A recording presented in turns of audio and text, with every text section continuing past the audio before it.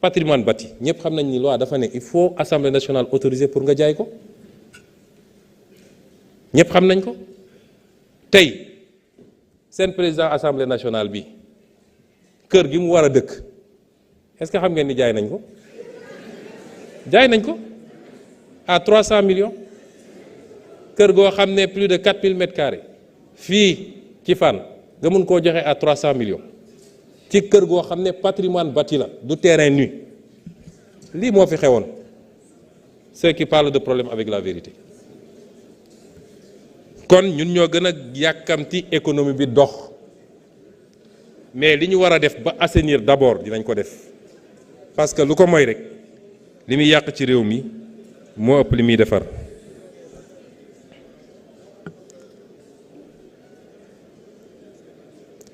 wax nañu it ci càccum njur mi waaye càccum njur mi am na loo xam ne tey ministère bi nga xam ne moo koy toppatoo ak le PNJS ñu ngi koy démarrer am na lu ñuy expérimenter loo xam ne jàpp naa ni war na am résultat ci càccum njur gi waaye am na leneen loo xam ne loolu nag day dépendre ci li ñuy liggéey ak les ministres concernés ministre des forces armées ministre de l'intérieur peut-être même envisager carrément dem ba am ay brigades yoo xam ne dañ leen spécialisé ci lépp lu jëm ci càccum njur les questions politiques mon ex-collègue qui a eu la chance de ne pas avoir été radié Birima Mangara wax na ci li jëm ci bulletin unique bëgguma dugg ci détails yi parce que mbirum élection toujours lu ñuy diisoo la moo tax ma ne je ne vais pas trop développer waaye su ma nee les règles d'organisation des élections loolu yëpp ci la bokk barki dem bi ma demee Gambie dama fekk benn système électoral boo xam ne defe naa foofu rek la am ci àdduna te apparemment système bu fiable la te xaalis doo ko yàq mooy égat bul yi nga xam ne moom lañ doon égaté ñoom égat lañu yor seeni kees bu nekk day am photo candidat bi boo ñëwee dugal égat bi mu sone ñu xam ne dugal nga benn nga dem sa yoon donc on va expérimenter beaucoup de schémas mais bulletin unique bi waxoon nañ ko fii ci Sénégal ba jàpp naa ni acteurs yu bëri d'accord nañ ci société civile beeg opposition beeg yépp mais c'est toujours le pouvoir qui bloqué ak yeneen yi nga xam ne ci la ndax wax naa lu jëm ci statut de chef de l'opposition wax naa ci lu jëm ci nu mu tuddati le financement des partis politiques ak yeneen yoo xam ne lu ñu war a discuter la waaye li jëm ci institution yi je crois que honorable Tafsir Thiaw moo ko posé Tafsir Thioye je n'ai pas évité ces questions li ma bëgg a wax ci réforme des institutions mooy lu ñuy déposer la ci table de l'Assemblée nationale le moment venu te gëm naa ni soreetul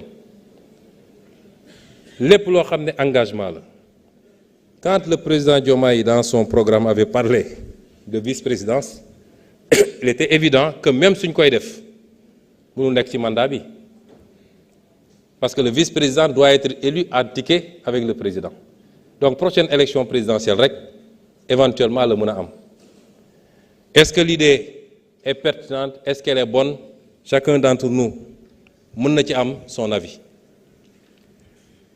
pour le renforcement des attributions du Premier ministre mun naa la assurer ni lañ ca war a def nañ ko def et vous aurez quelque chose sur la table de l'Assemblée nationale Inch'Allah bientôt et sur toutes les autres questions liées aux institutions ñun amuñu ci problème ñëw assemblée tous les mois il y a la Constitution qui dit simplement que l'Assemblée nationale peut entendre à tout moment le Premier ministre et les ministres. Il y a la loi organique bi organisée Assemblée nationale bu ñëw ne man damaa bëgg Premier ministre ñëw tous les mois. Ça c'est la loi organique. Mais la Constitution a dit que le Premier ministre et les ministres peuvent être entendus à tout moment et peuvent se faire représenter bu dee mu ñu ñëw. Donc, à chaque fois que l'Assemblée nationale aura besoin de parler au gouvernement, le gouvernement sera devant vous pour vous parler. À chaque fois. Il suffit d'en formuler la demande.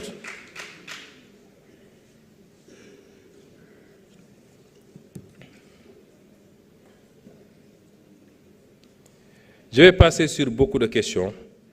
Je signalerai simplement à l'honorable Cheikh Bara Ndiaye que le FONGIP ne finance pas des étrangers. Il ne finance de l'intervention. Nous sommes tout à fait en phase avec vous. Alors, mais je dois préciser également que l'Université Sénégal Oriental arrêté wul, ku leen ne travaux yi chantier arrêté wul, ñu continuer, le taux d'avancement est à 13,52%, c'est-à-dire inférieur à 15%, et c'est pourquoi je ne voulais pas que nous ubbico. Alors, la remise des crédits est prévue pour octobre 2026, et nous allons donner tous les moyens pour que nous ubbi en ce moment dans les meilleures conditions. Nous comprenons les contraintes. Hein. Il y a des contraintes. Parce que l'université, yi nga xamné ñu ngi fonctionner, mais les conditions sont presque impossibles, aussi bien pour le corps enseignant, pour les étudiants et pour le personnel administratif. Pour les accords de partenariat économique, l'honorable Guy Marius Sagna a soulevé, je crois que cette affaire est derrière nous, puisque ça avait été paraphé en 2014 par les pays de la CEDEAO, mais kenn mësu ko ratifié. En tout cas, État membre, je ne sais pas si nous avons ratifié, mais warul bëri. On nous parlait peut-être de la Côte d'Ivoire et du Ghana, mais Nigeria avait dit non. Le Sénégal n'a pas ratifié, entre autres. Et je peux dire, parce que la condition, c'est que ça devait être ratifié par tous les États. Mais le Sénégal, tant que nous ne le faisons pas, nous ratifier API. Parce que API, nous sommes l'une des dernières économies du monde de signer accord de libre-échange sans régime préférentiel avec l'une des premières zones du monde. Doam industrie, doam agriculture, doam artisanat, c'est bien filière pour nous résister. Ce n'est pas possible.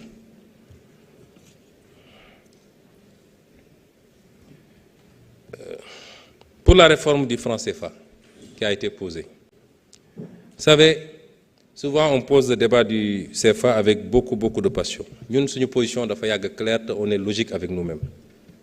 Nous avions toujours dit que le CFA tel qu'il était ne correspondait pas aux besoins réels de notre pays.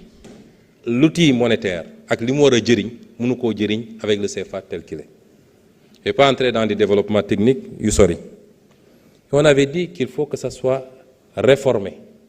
Suñ ko mënee am dans le cadre bi ñu bokk UEMOA, parce qu'il y a énormément d'avantages à être dans ce cadre-là, énormément, mais il y a des inconvénients.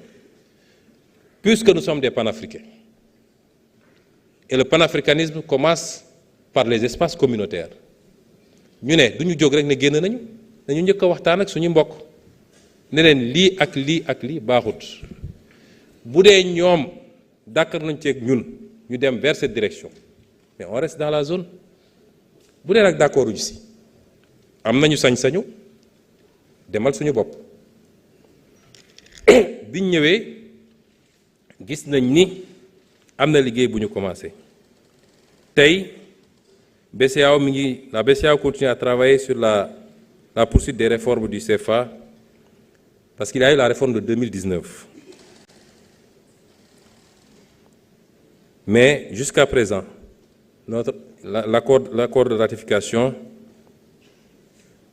bi nga xam ne andi nañ ko fii Assemblée nationale monsieur le président de l'Assemblée nationale peut-être que da ngeen jeex ci seeni archives ba xam accord boobu andi nañ ko fii ci Assemblée nationale mais kenn ratifié gu ko la réforme de 2019 déjà qui était une avancée mais nous tous on avait dit bien mais peut mieux faire.